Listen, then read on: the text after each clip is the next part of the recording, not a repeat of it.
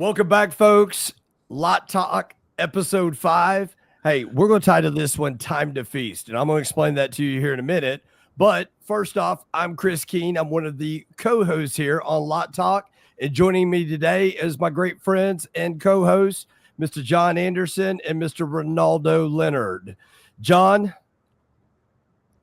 I got to ask, did you have a warm glass of milk this morning? Do you got your Snuggie on? Do you got your heater going? Because we've got a jam-packed day today, and I'm not going to spill the beans yet, but we got one.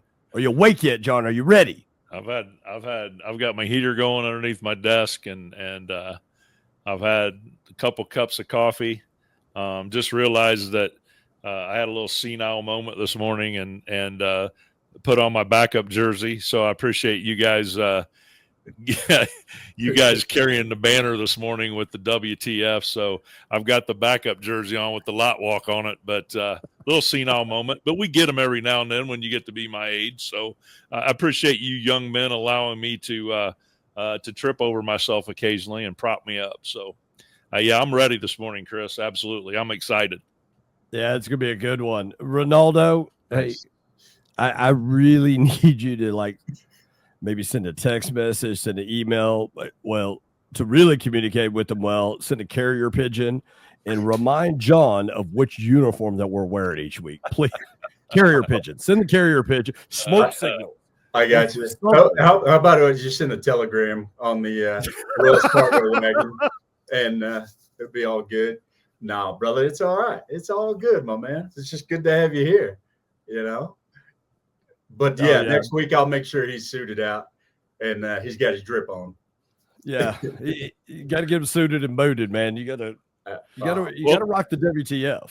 Well, I'm up here in Kansas City today, and when you come in from Texas to Kansas City this time of year, it's a little chilly up here. So I went with the long sleeve option this morning. So yeah, you get to see exactly where that wind's blowing from, don't you? Absolutely, brother. For absolutely. Real. Oh yeah. You can see it. You looking up to Canada, going, "Wow, that really is coming down pretty fast." Yeah. So you know what? We should get because of that time of year, we should get some long sleeve, 3/4 zip. WTF.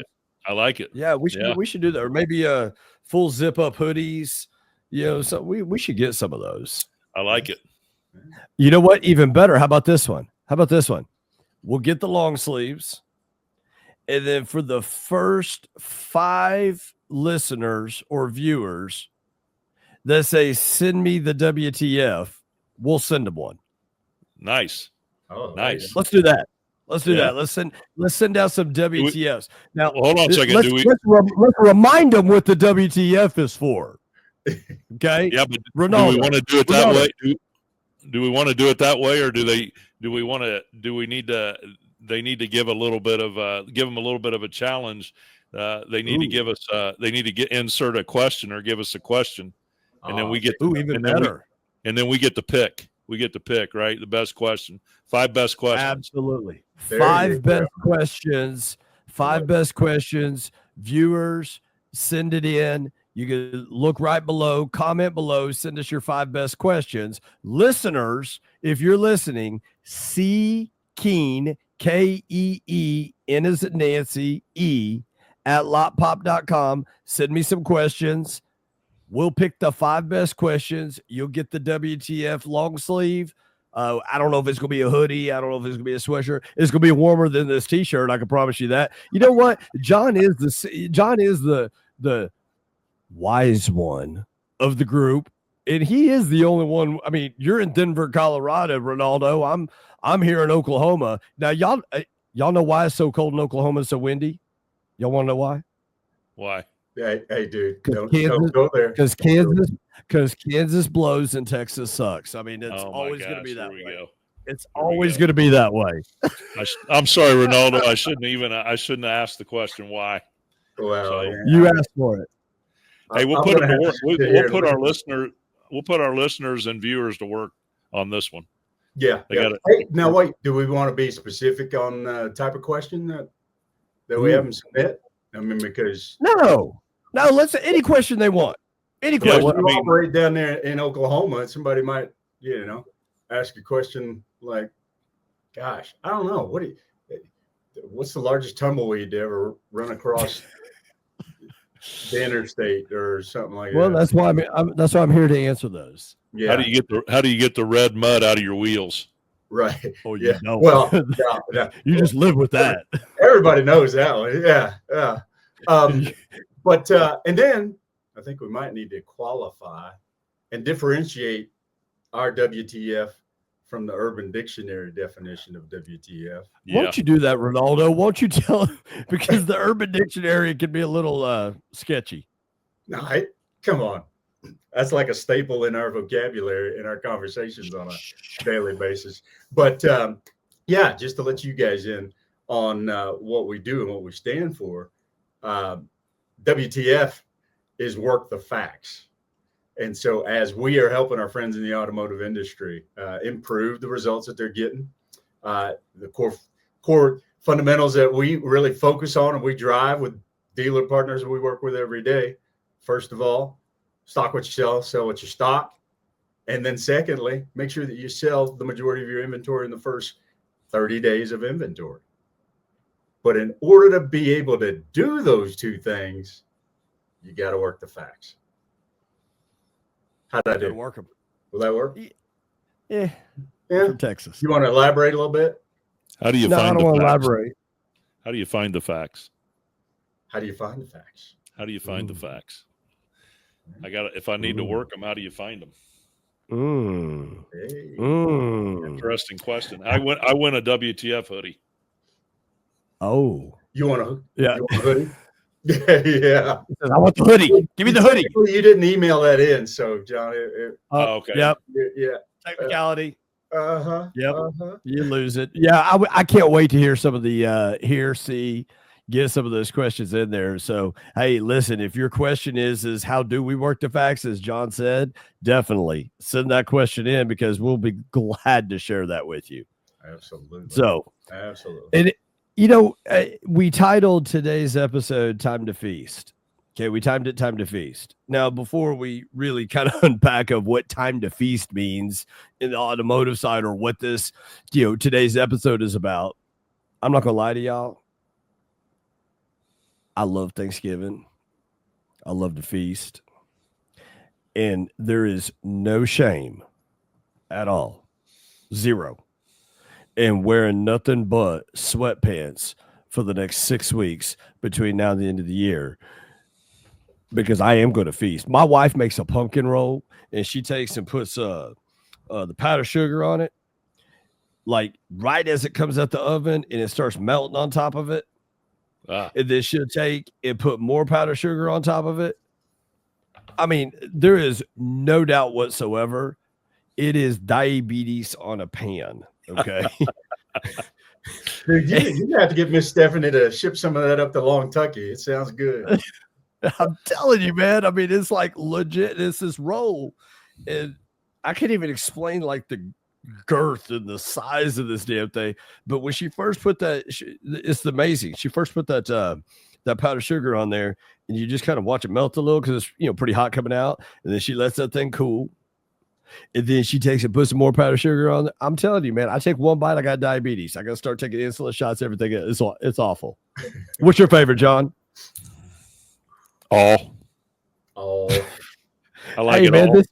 This ain't multiple choice where you hit, circle C. I like it all, baby. Come on, look at me, man. Look at this big head, these big old jowls, right?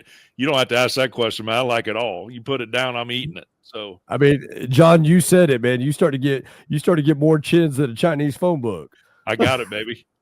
Look, I don't know which is bigger, my chin or my forehead. I don't know which one, but that's. Yeah. So, hey, is you guys turkey or ham? Oh, it's turkey. Okay. Stuffing or mashed potatoes? Stuffing. Come on, stuffing. Yeah, stuffing. I just hear these questions, man, and I'm surprised at the amount of people that will say ham and mashed potatoes. So I'm just curious. What is it for you? What is it? Turkey or stuffing for you? I probably turkey best, or most, but we do them both. Oh yeah, well, I still do them both. Right. Yeah. And you know, and then it just depends on how. Is Thanksgiving about the turkey or the ham though? Well, Thanksgiving is about giving thanks. Well, besides that, man, we're talking about the food. You give thanks over a fish sandwich. Come on now. That's good. That's good stuff, Ronaldo. That's good stuff, baby. I like it. Just trying to keep it real. But speaking of giving thanks,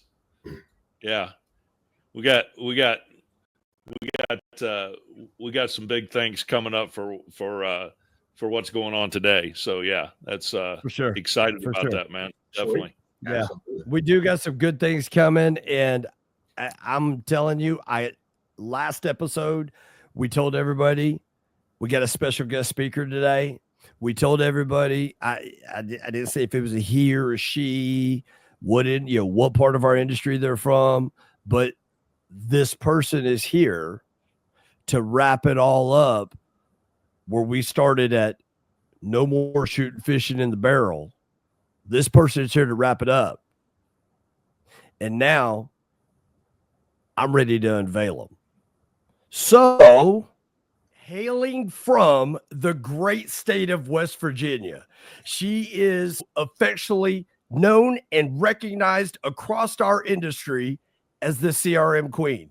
We are so proud. We are so excited. We are so thrilled to have Stacy Ellison joining us today. Stacy, welcome to the call. Thank you, guys. I appreciate it. Absolutely. So, hey, Stacy, over the last 4 episodes, now our overall series has been about no more shooting fish in the barrel. Now, where that come from is where we think about our industry over the last several years. We've been able to sit there in our industry and look at customers and go, hey, guess what, bud? I don't care if you buy it or not. I got 15 people standing over there waiting for you to say no. So it really wasn't selling. It was just more like an order taking type deal. We went even as far as our last episode where we were talking about, we look at some of the things we do inside of our dealership, some of the software tools we have, some of the processes, and we try to look at that almost like a crock pot theory where you could just kind of set it and forget it. We've talked about things of the most important person in the dealership is the great salespeople, but yet our dealer principals and our managers, we're really not doing that coaching and training with them as this industry has evolved. Mm-hmm. And with John Anderson, when he came in and said, hey, I got the best person to have this conversation, he threw your name out there. We're like, that's perfect. That is perfect. So I actually want to flip it to John. And John, when you sat there and said, I got the best person, why was Stacy the best person? Stacy and I go back a few years. We were introduced by a friend of both of ours, Mark Tewart, and Mark used to have in Cincinnati, he used to have these conferences, and I was invited to go speak, and that's where I met Stacy, and Stacy was giving a presentation, and I was listening to her presentation on CRM and CRM processes. And then Mark was kind of grilling her on different CRMs, and people in the room were asking questions of Stacy about, Vend Solutions and Dealer Socket, and throwing these questions out of these CRMs. And there wasn't one question. There wasn't one question that somebody served up that Stacy didn't have an answer for right then. And I'm like, oh my gosh, this has to be, I've never heard anybody that could answer or talk about processes within multiple CRMs. As a matter of fact, I don't know that I've found a CRM or ever heard of her speak of a CRM that she wasn't familiar with. And then obviously we introduced Stacy to a couple of our dealer partners and working with their internal processes. And just the background of information, just the wealth of information and the process knowledge she has, that, when we started talking about what we were referring to this month, and a lot of it, that engagement with customers, the quality of conversations, processes. I mean, that was the only name that came to my mind from bringing somebody on to speak about this or speak to it. So 100% blew my mind at those conferences with the wealth of knowledge she had. So there wouldn't have been anybody else I would have thought of, honestly.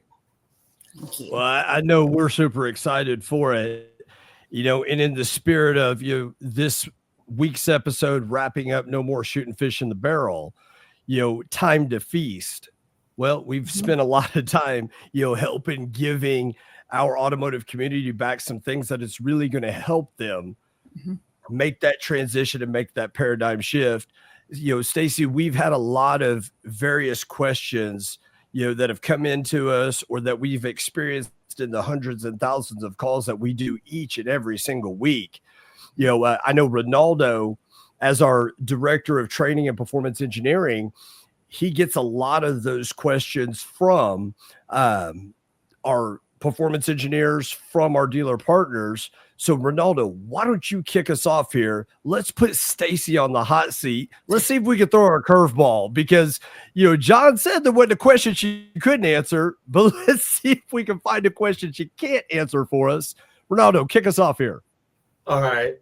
Before we turn up the temperature on the hot seat, Stacy, you and I don't go way back like Cadillac seats. And you and John, have had some history there. Take a moment, just kind of, how would you introduce yourself to our listeners and to anybody new to the industry or anyone in the industry that you are just meeting? How would you describe yourself and what you do to kind of set the stage before we move forward? My career began in a BDC. So BDCs, internet sales, CRMs, that's what I enjoy the most. That's what I do. That's my lane. I took a job.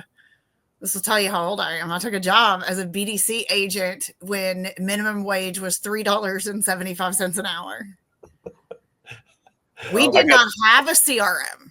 I got that beat, Stacy. So we didn't have a CRM. We were put in a room with one of those white folding tables, some telephones, a 5-subject notebook. The manager would run up and down the steps all day and hand us these papers where the leads would come to his email. And he would give them to us and say, call this customer and get him in the door. Right. How? Just get him in the door. Guys, we called the leads one time and crumbled them up. Nobody told us what to do. And we hung out and we played cards and we applied for other jobs on company time. And, it was horrible. And then 4 months later, he came in and he said, I'm going to bring a trainer. And we had a trainer come in and we got this CRM and we knew what to say, when to do it, how to do it, why to do it. And within 6 months, we figured out that I was really good at getting people to do what I wanted over the phone. So they promoted me to the manager. So, John talks about my CRM knowledge. It comes from a time that I didn't have one. And I almost left this industry 4 months in. And when I got it, I was so grateful. It told me what to do, when to do it, why to do it, what to say. And it was the easiest thing in the world. And that CRM is what jump-started my career. It's what made my career. So that's where I get really, really passionate about it, because I didn't want to go drive 30 minutes to work and sit 8 hours a day and play cards with somebody, right? That's what we were doing. You'd rather be out hunting deer, Stacy. Or sleeping or something, Anything but that, right? It developed into, and I love the way my career developed. It developed into my communication with the customers. It wasn't until I was a BDC manager for 2.5 years that I learned to audit lead providers. It was, you're going to do this job so well, setting appointments, getting them in, learning how to lead people, then you can have access to the back end of Auto Trader. Right. Like, they really baby stepped my career. And in a time where, okay, I've been a manager 3 months. Why don't I have access to this? Why can't I do this? No. No. So the last job I had, I ran BDC departments for only 4 dealer groups in my career before I left to go train. And they were all here in West Virginia. They are actually still work with one of them to this day.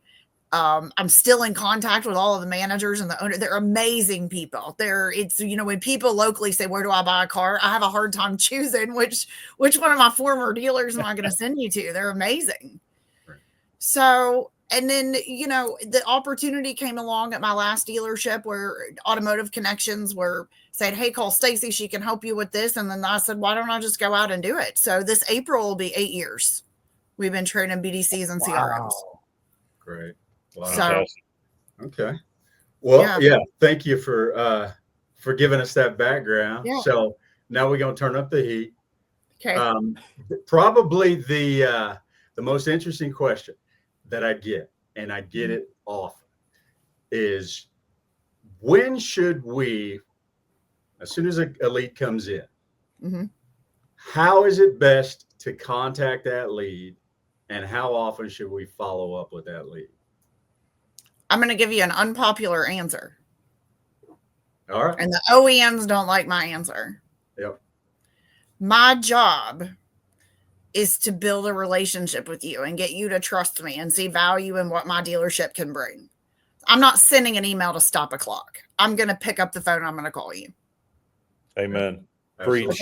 Yep. Preach, Stacy. That's where we got lazy, right? That's where we got lazy. And, I'm going to pick up the phone and I'm going to stop the clock.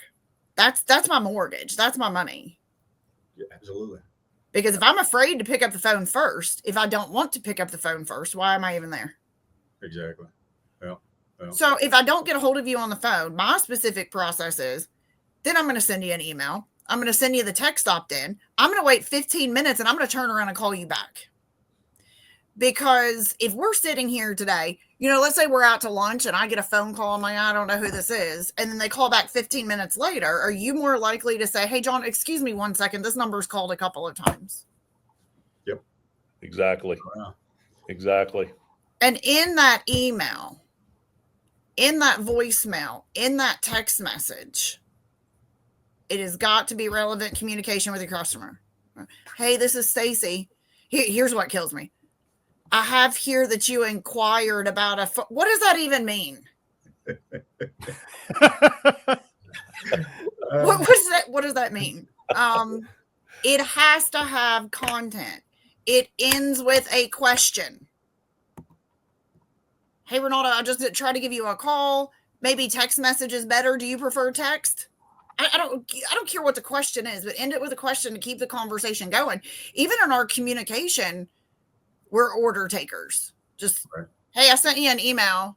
If you have any questions, and listen, I love the oldie but goodie voicemail. If I don't hear back from you, this afternoon, I'll follow up with you tomorrow. That's great. But what am I going to say to you to get you to call me back? Because that customers now are submitting an average of 12 leads to 12 different dealers. You are not the only one they're swiping right on Tinder. 100%.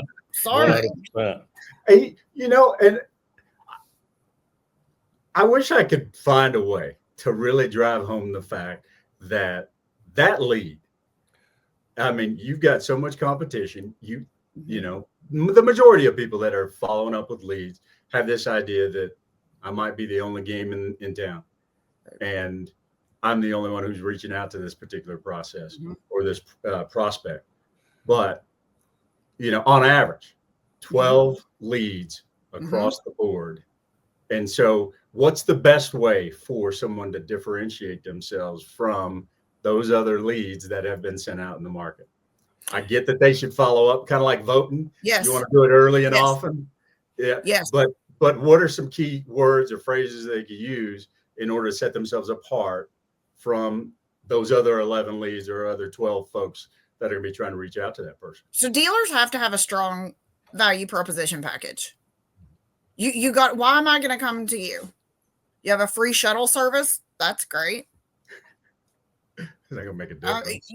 So in the context, and a lot of these OEMs, because I just did one for CDJR, Ford, and Subaru, they now require you to have your why buy proposition package in there. So the expectation in a voicemail or a text message, let's go there since that's shorter communication. Mm-hmm. So that's where a lot of people get stumped. And in the voicemail or a text message, I tell them what to expect from me, not the dealership. Yep. From me. So, hey, Ronaldo, this is Stacy calling from ABC Motors. And then you go into whatever you can deliver for that customer. Tell them what you're going to do. Hey, the Explorer is a fantastic choice. Compliment their choice. And then end it with a question. It's got to be short, simple, and sweet. But you got to give them something. Right. Okay. So when you were managing the process in a store, how did you get your team or certain individuals up to the standard that you wanted them to perform at? Because I hear a lot of folks complain, saying that they can't get their folks to do the things that they would like them to do. But it's a little more complicated than, just throwing cards out there and say, get them in here. My process is long.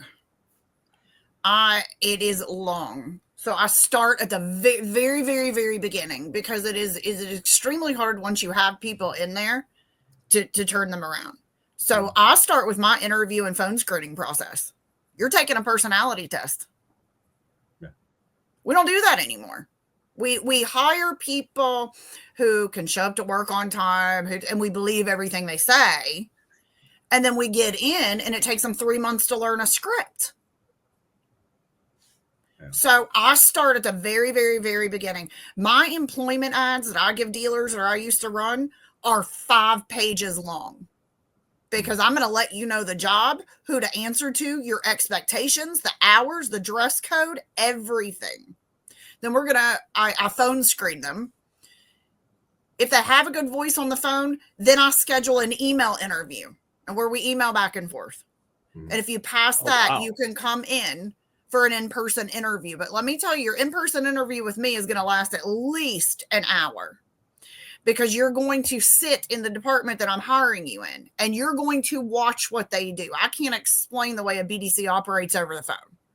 You're going to watch them call after call. I'm going to introduce you to the sales team. I'm going to introduce you to the managers. I'm going to show you where the restroom is. And then I'm going to give you your job duties and expectations in writing. And then I'm going to review you every 30 days. And I make decisions. This is, I think, where we get in trouble and people get confused.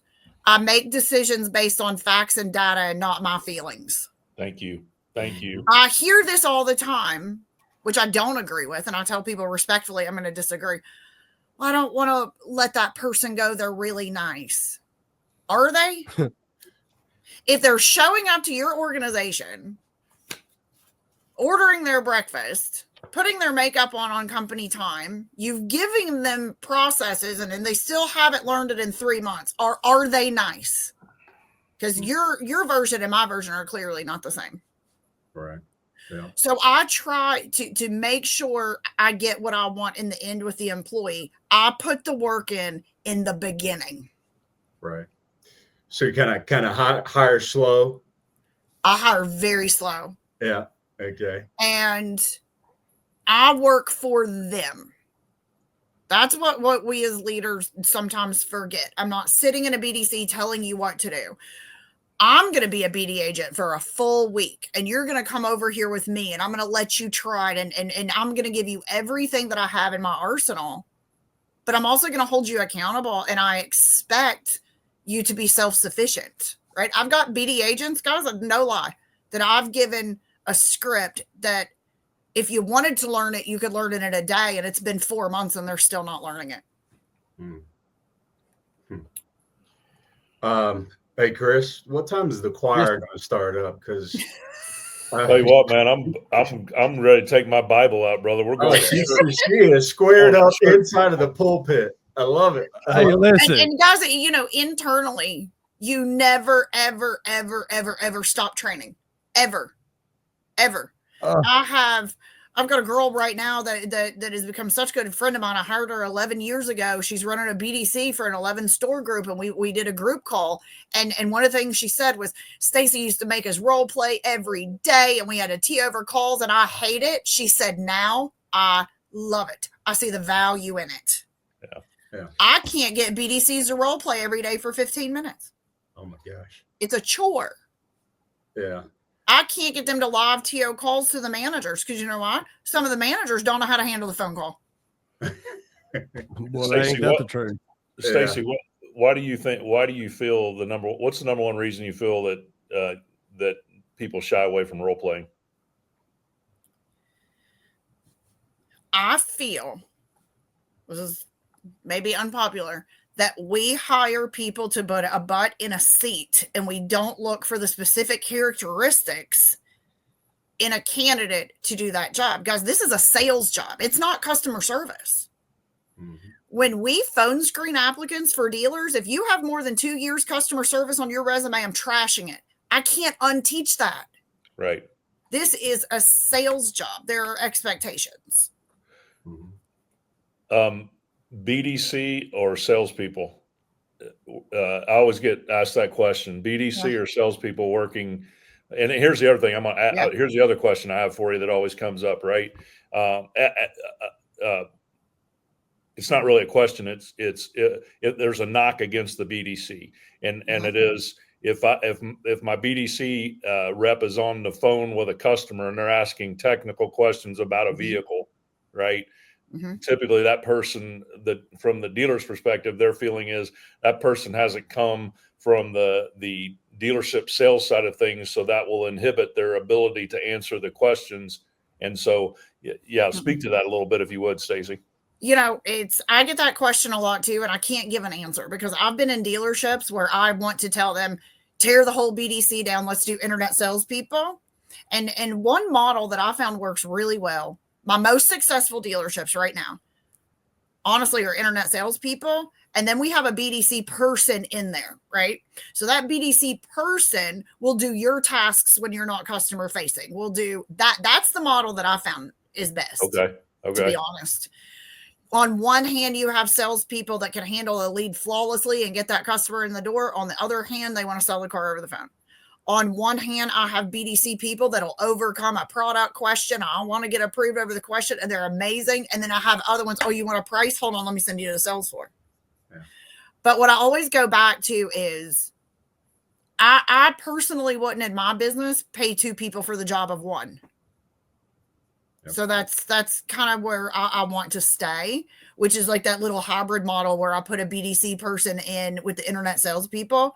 Works good. Mm-hmm. But if we're doing internet salespeople, when you hire salespeople on your sales floor, they need to know up front, you will be handling leads. You will follow our process. This is what you say when you do it, etc. That's the job. And I think that's what we forget as dealers and managers is we have an idea of what we want the job to be. Our people get in and don't do it for some reason and nothing happens. Right. All right. My last question for me, at least until you trigger something else as you're preaching. Define a contact for me, Stacy. A contact. What do you mean a contact? So when we see a contact or we're asking for our BDC or our internet team or our salespeople to make a contact to a customer. Ah, gotcha. Phone call. Is that sending out? Is that making a phone call that we don't connect on and we leave a voicemail? Is that sending an email that we don't get a response back from a customer? And I truly want to know this because again, this is what comes up with me on some of these calls with our dealer partners, right? And so, is it sending a text message out? So I've made a phone, as you said earlier. I make the phone call. Mm-hmm. I send the email. I send the text message. Mm-hmm. Am I done? No. I made 3 contacts today, Stacy. No. Unless you're selling 3 cars today. I mean, because, this is your money. this is your mortgage. Like I'm sitting at home thinking, how are you guys paying your bills and DoorDashing 8 times a day at the dealership? This doesn't make any sense. We have got to get creative. Again, we forget we are in sales. Why am I not getting a video email? Thank you. Oh. Here we go. Why am I not getting a video email? Oh, the weather's bad? I gotcha. Go to the key box. See these keys through the Ford Explorer? See the stock number? I'm going to shoot you a picture. Hey, John, I've got it right here. I got your keys right here. But, can you come in this afternoon? It's cold. It's 30 and snowing here in West Virginia today. I want to have this pulled up and ready for it. What are we doing to be creative? Nothing. It's not done. I get the question too. Well, John submitted a lead and he hasn't answered me in 2 weeks. I'm going to mark him lost. Mm-hmm. Here we go. Because I got to go in your CRM and look at a couple of things.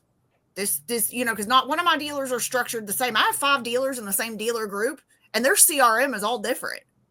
And they're 2 miles from each other. Look at your average days to contact an internet lead. Look at your average days to sell an internet lead. And that will tell you what your customers are doing, where they are in the process, and what your follow-up should be. Look at the day and the specific times of the day that leads come in. I have a dealer, John, that gets 32% of his leads on a Tuesday between 2 and 7. Why am I not staffed up on a Thursday between 2 and 7? This data tells us how to do our job, but we look at it like it is a hindrance, like it is a chore. These customers are not walking in your showroom anymore. The days are gone. You're getting left behind. 100%.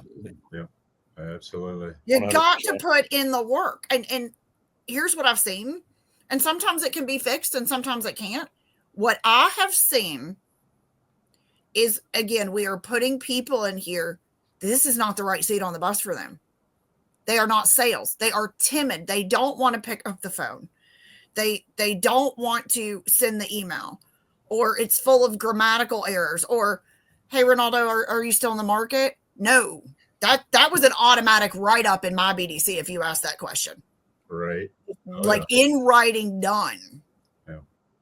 So you have these dealers that are not willing to invest in their biggest expense and their biggest asset, which is their people. Like Chris and I were talking, John, listen to this. I invest in my dog. Yeah. Okay? Yeah. I'm going to tell you, I'd like to think I'm a pretty good dog trainer. I've had Rottweilers my whole life. I can get these dogs they are smart. And I always get the male dogs. Why? I don't know. They're more stubborn than the women. I always end up with the male Rottweilers, right? He's 120 pounds, But here's the thing. I know the breed. I know what can happen. And Cash, for example, has been in training for over a year. John, it costs me $300 a month. I could train this dog myself. Cash will always be in training. He'll do, I'll tell him to wait right now outside the door for 4 hours and that dog won't move. But he will be in training every week because I see the value in it. So it's not a set it and done it kind of thing. Man, that's a great point. That's a great point. Absolutely. Who was it? I think it was Chris. I'm sorry, Ronaldo. Chris, what did Tracy just say? Stacy, gosh, man, I'm having. John, I've been called way worse this week. I'm having peepaw moments this morning. What? Well, you sure are. Yeah, man, I am. Hey, what did Stacy just say?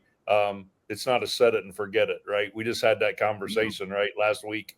Set it and forget it. Oh yeah. I mean, in States, we talked about that, and you and I had a conversation about it. That old crock pot theory.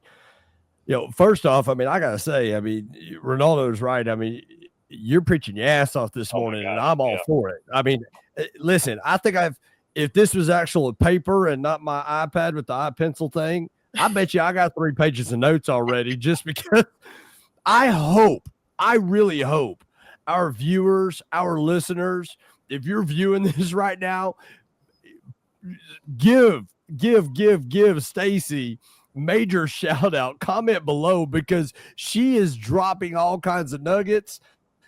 I mean, Ronaldo, John, you've heard me say before, I think people got to be on their toes around me. but I feel like a midget at a urinal. I mean, I am on my damn toes here going, shit, what do we do now? Yeah. Oh, yeah. Sorry, Brett. Sorry, Brett. Sorry, Brett. Yeah. But you know what? Let me just add in this. Everything that we talked about is a simple, easy fix.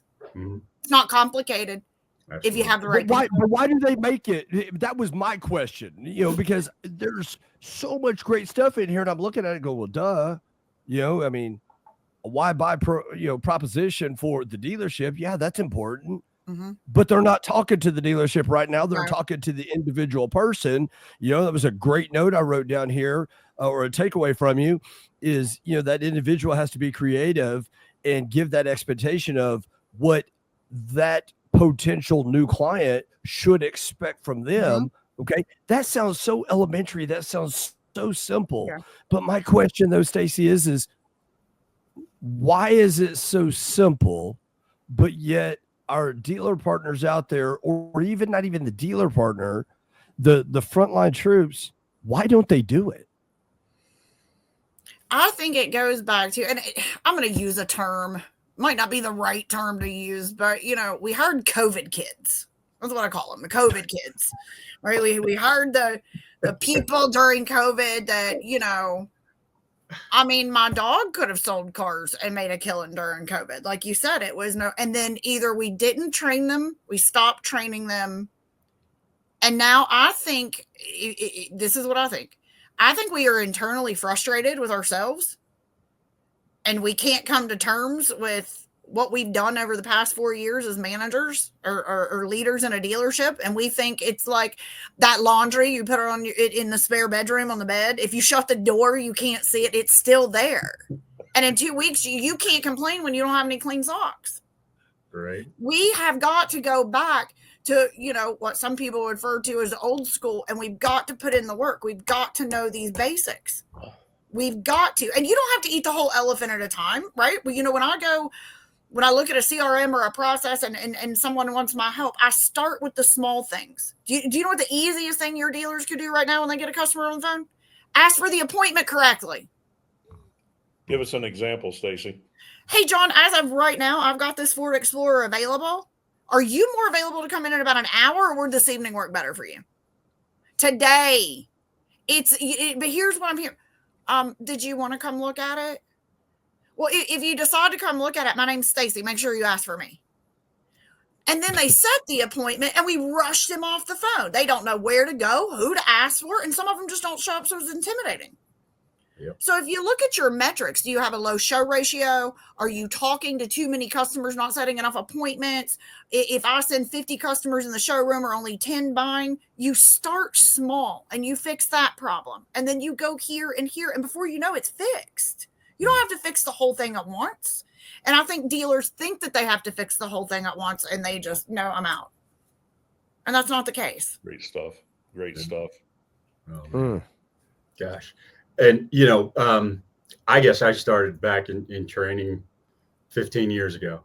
Mm-hmm. And would always get the objection when I was talking to dealers about making that investment in training. Well, it's too expensive. I got to manage my expenses, and I don't know if the return on the investment is going to justify it. Mm-hmm. To which my answer was, if you think it's expensive to train your people, don't train them and see exactly how expensive that gets. Yeah. When they're not handling your prospects and your customers properly. Mm-hmm. Yes. What would be, let me ask you this. And I'm a firm believer in role play. Mm-hmm. Back and forth, practice, drill, and rehearse is kind of how we used to tag it. But what would be the easiest and most effective way for a dealer to implement a role play program to get results out of training BDC or salespeople to handle those objectives and drill in the fundamentals that you've already mentioned that they, you know, set that foundation for them so that they use it every time that they interact with a prospect or a customer.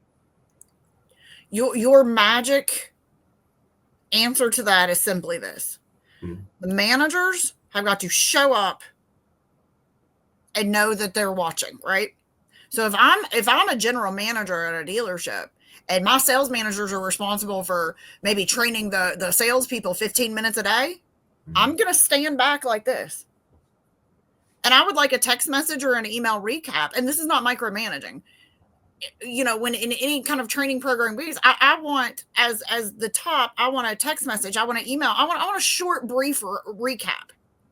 You know, hey, I did training today with John, Ronaldo, and Chris. They all did great. Chris really excels here. I think John could use a little bit here, so I'm going to spend some time with John in 10 minutes. These managers are putting these responsibilities on other people, as they should, but then nobody's doing it because nobody's watching.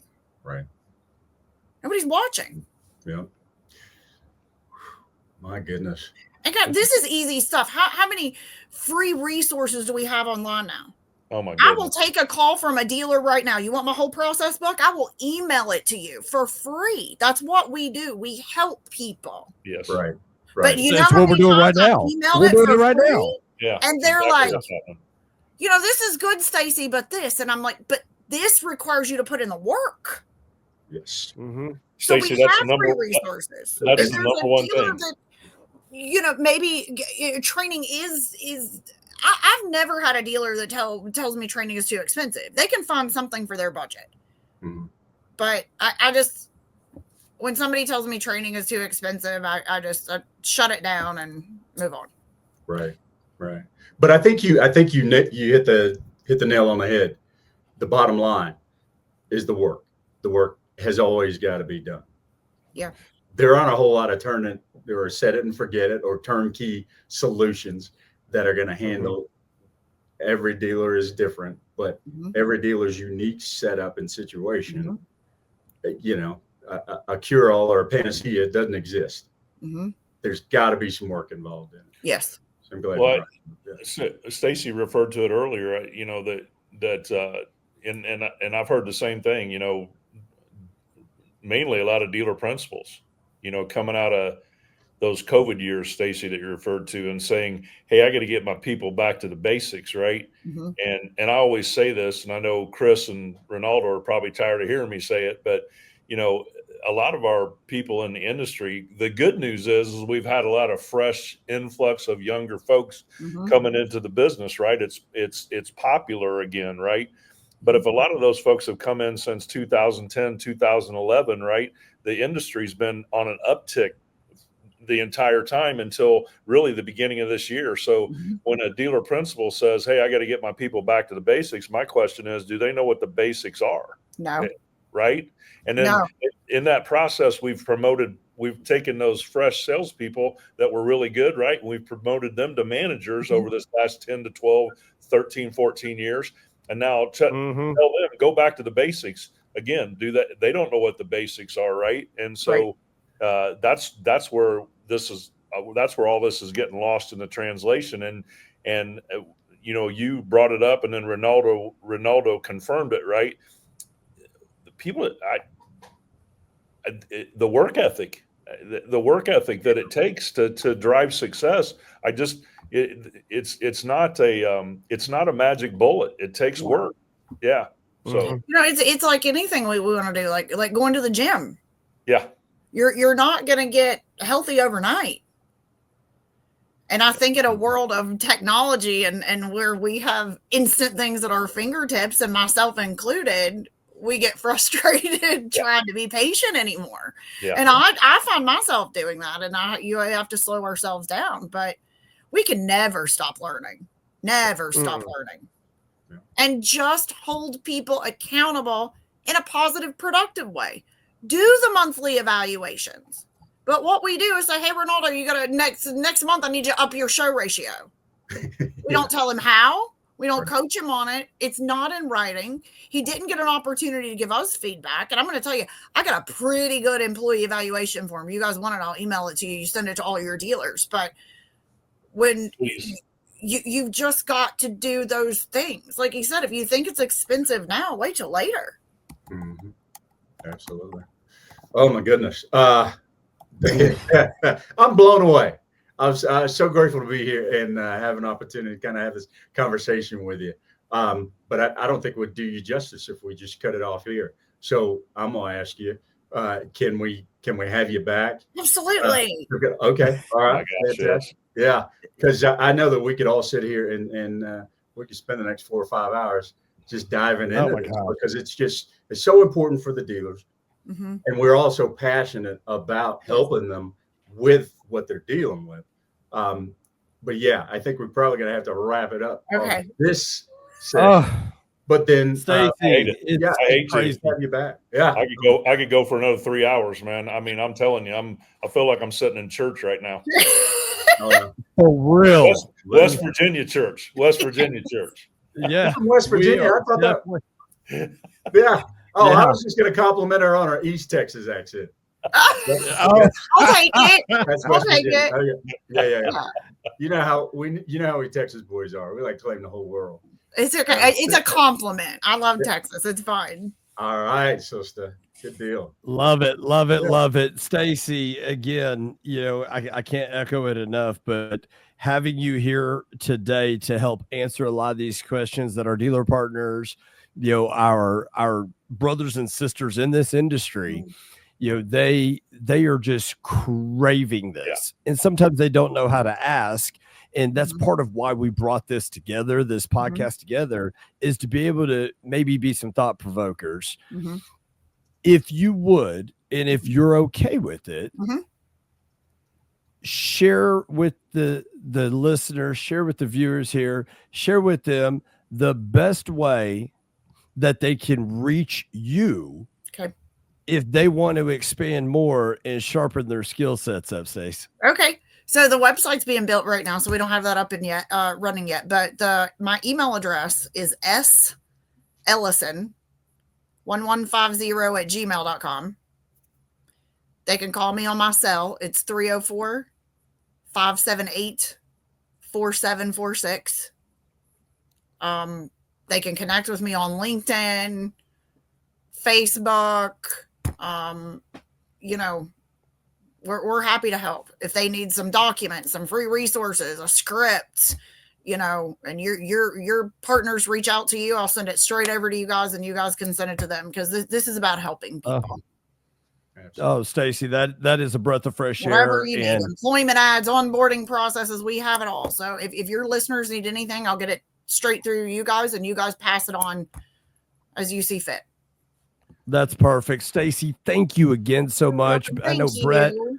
Yeah, absolutely. It's been just absolutely a pleasure. Like John said, I mean, we could sit here for another 3-4 hours and have this conversation because there's just so much to unpack. But definitely, as Ronaldo alluded to, we want to bring you back in and really take maybe 1 or 2 of these great bullet points, these nuggets that you threw out, and maybe unpack that even more. Absolutely. But more importantly, the listeners that have been listening today, the viewers that have been watching today, you probably have had some thoughts provoked. And if there's anything that we could have Stacy back on to help answer some of those questions, or even maybe just directly get y'all connected, drop that in the comments below. Send us an email to ckeen@lotpop.com, and we'll definitely pass those on. I know Brett, our producer and COO, he's going to post your information up as well. Thank you so much for giving that. Your email address, your personal cell phone. Hey, John, Ronaldo, let's give it up for Stacy here. Thank you so much. We greatly appreciate it. We look forward to having you back again soon. Definitely look forward to it. Thank you, Stacy. You're the best. Appreciate it. Bye.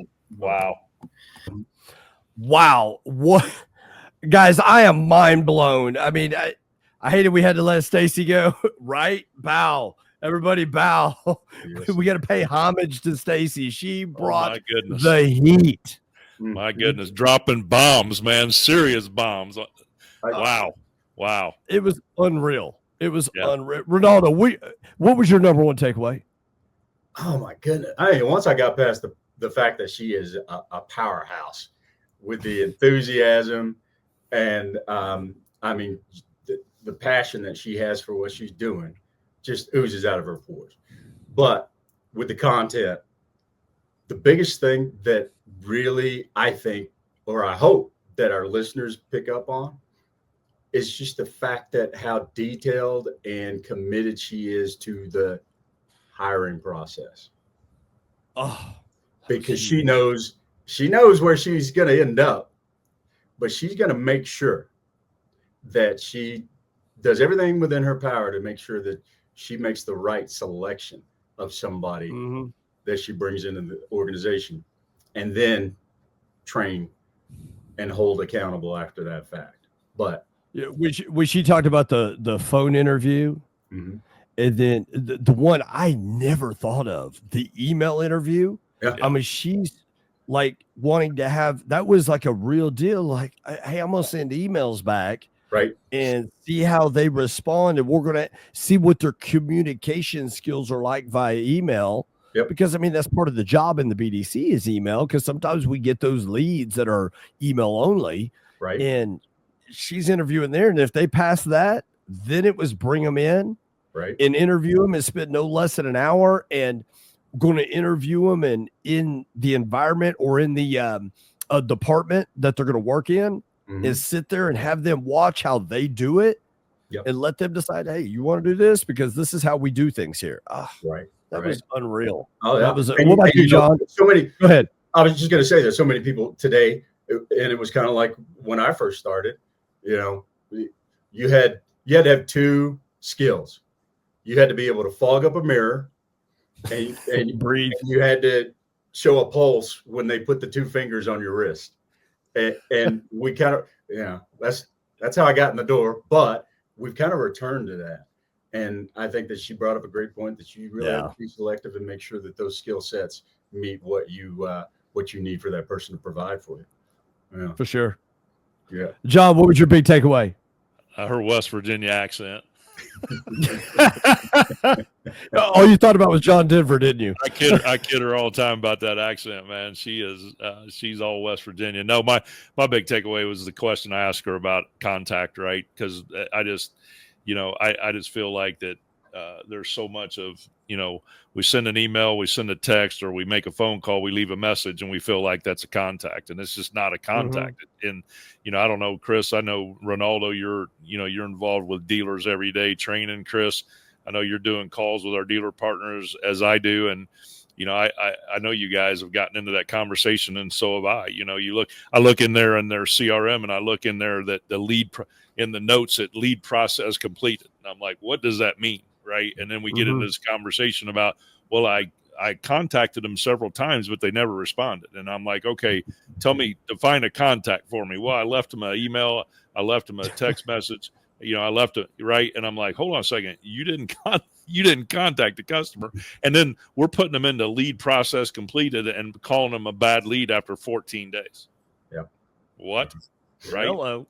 Right. Yeah. What did we say? Well, how much do we say the program? Right. Well, no. Yeah. No. What did we say the average cost of a lead was now? North of $200. Yeah, we're putting them in a bad lead or lead process completed at day 14. Okay.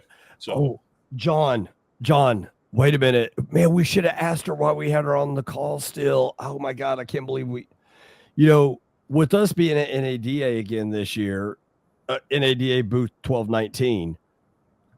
You know what we need to do? We need to see if Stacy would give us time at the booth to be able to have some of these conversations with our dealers that we're going to have on the hot seat with, we need to put her in the hot seat. Yep. For real. Just let people fire questions. Yeah. Let people fire questions at her, man. Put her in the hot seat. I'm sure she'd do that. I'm sure she. Oh, John, you gotta check on that. So, hey, with that being said, I mean, listeners, viewers, I hope you enjoyed today's episode as much as we did. I hope you comment below and throw some more questions, because we're going to bring Stacy again, onto the show, and we want to be able to answer a lot of those questions. So, viewers, drop those questions, comment below. Listeners, hit me directly, ckeen@lotpop.com. That's C is in Charlie, K is in King, E is in Edward, E is in Edward, N is in Nancy, E is in Edward, at lotpop.com. Send it to me. We will forward or get all those questions put together. We want to sit there and answer anything that you have. And then again, we're going to try, for those that are going to be at NADA this year, we're going to try to get old Stacy to come spend some time in our hot seat, spend some time with our existing dealer partners as they come visit us at the booth with some of the new improvements and enhancements we have coming out. Booth 1219 NADA 2025 in New Orleans. Come see us. But more importantly, thank you, everybody, on behalf of John Anderson, on behalf of Ronaldo Leonard, and on behalf of everybody at the Lotpop family. We thank you guys for tuning in. We thank you for listening, and we look forward to continuing help taking this suck out of the automotive industry. Thank you guys. See y'all. Much success. Y'all take care.